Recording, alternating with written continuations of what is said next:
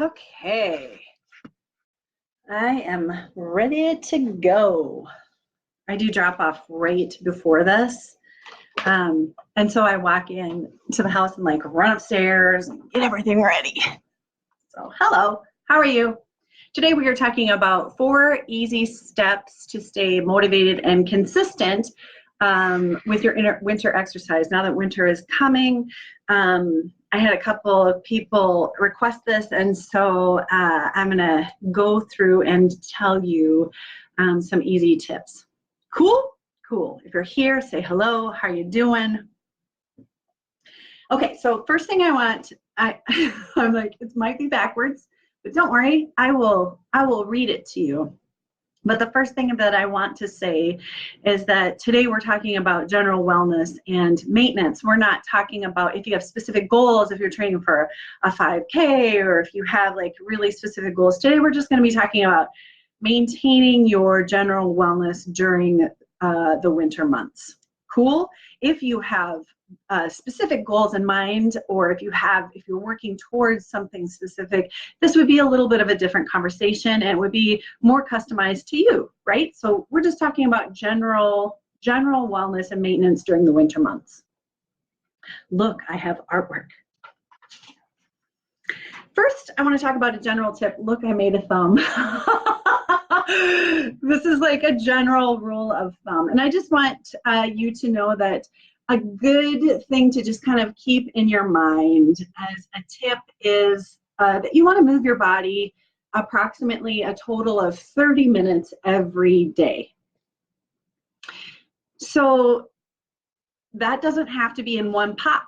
It doesn't have to be in like, I'm going to move my body for 30 minutes in one pop. You could total it up throughout your day and have it be, I'm going to walk to the grocery store for 10 minutes, walk back from the grocery store for 10 minutes, and then I'm going to dance in my kitchen while I'm cooking for 10 minutes. That's a total of 30 minutes.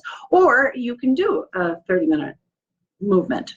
All right, so that's a good general rule of thumb for every day. And there's my thumb. There's 4 tips. That's the first one. Just keep that in the back of your mind. I like to just kind of be like, have I moved today? Have I sweat today? Number 2. This is for working out, more determining, you know, how you a little bit more beyond the 30 minutes of movement every day. Determine the number of times that you can realistically work out in a week. The reason why I say realistic is because I can't tell you how many times we as human beings set ourselves up for failure. And just like we want to set our kids up for success, we want to set ourselves up for success. So an interesting thing that you might want to do is to say, I'm going to work out 4 times this week, maybe subtract 1.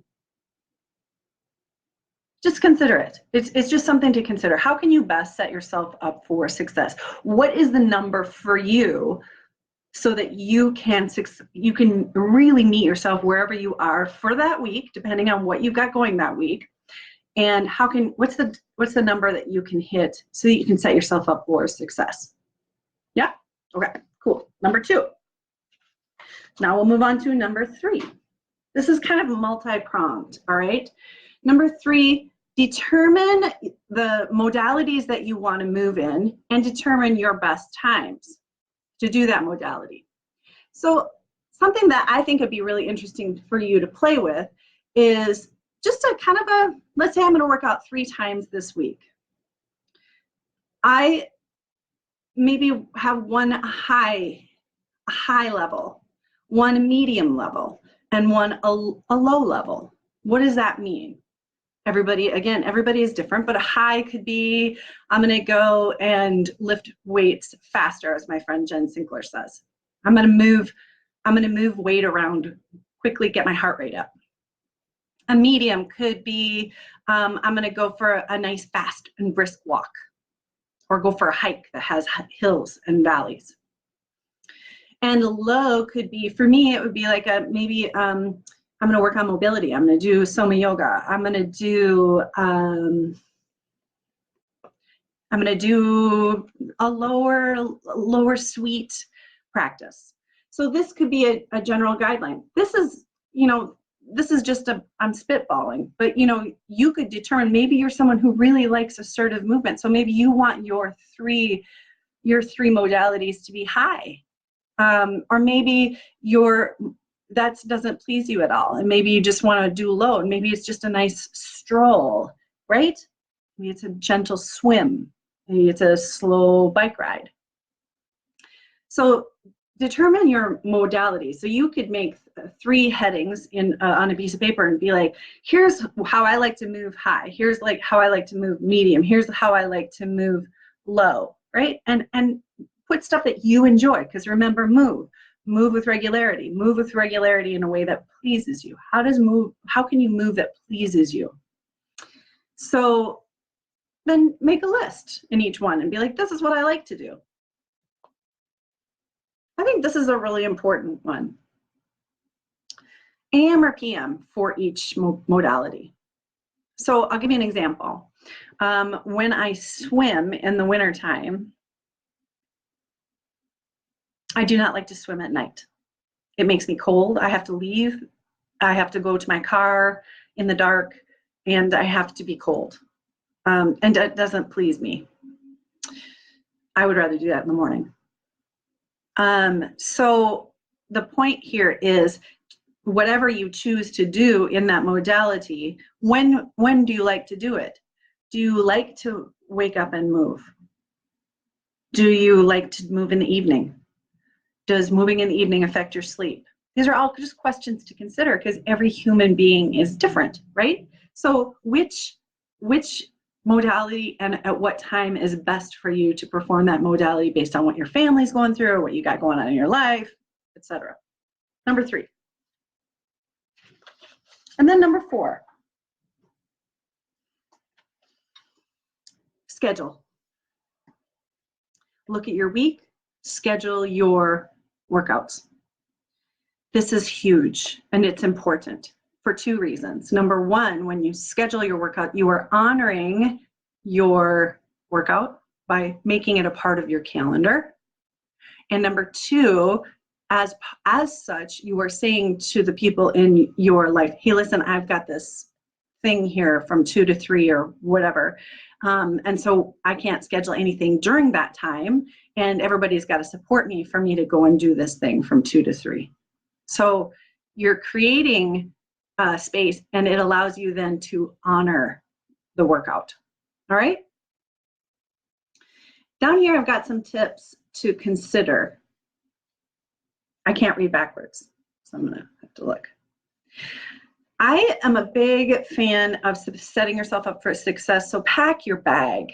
Pack your bag for whatever you need. If you're going for a swim, pack your bag with whatever you need for before and after your swim, so that it's already packed. Take it one step further, you could just put it in your car and have it be ready for you, or have it back by the door that you exit from. So it's not a lot of work to just grab and go. The second one is, do it when you're already out. So here's the thing is, if you have a hard time getting to the gym or doing your workout, you want to make it easy. You want to make it easy for you. And I find that there's kind of like a pulling sensation in home. So once I've gone out and done a few things, if I come home, it's really much harder for me to leave. I've got stuff to do. I all of a sudden I'm in the stuff to do, and it's harder for me to leave. So see if you can butt your workout up to already being outside. So you've gone to work. After work, your bag's already in your car. You can go right to the gym from work. You have to go to work, put the bag by the back door, wake up a little earlier, go or on your lunch hour, or or after drop off, or I have to run to Target, so I'm going to butt it up to already being out. And then the last one, meet a friend. Have an accountability buddy. Have someone who you can take turns being the heavy, where you can say, we're going. I had a friend that I used to, I'll never forget it as long as I live. We did triathlons, and one time we were at a triathlon and it was freezing cold and it was very rainy. And I'll never forget, I looked at her and I just wanted an out so bad because I was cold. The water was cold. It was cold. I was cold. I hate being cold. And I said to my friend, I was almost just begging. And I was like, what do you think? Should we just bag it and like go get some scrambled eggs and toast? And she looked at me and she was like, no, we paid for this, we're doing this. And in that moment, just having someone look at me and be like, we're doing this, was really, really, it was like, okay, and we're doing this. So if you have a hard time getting yourself motivated, get a buddy and take turns being the heavy, and meeting each other at the gym and being like, are you going to be there? Yep, I'm going to be there. Great, I'm going to be there. Let's meet. We're going to the gym and we're going to take this class. We're going to do this thing, whatever. All right, so those, I'm just going to recap my 4 things. Oh my goodness. Number 1, good tool of thumb, 30 minutes every day, total.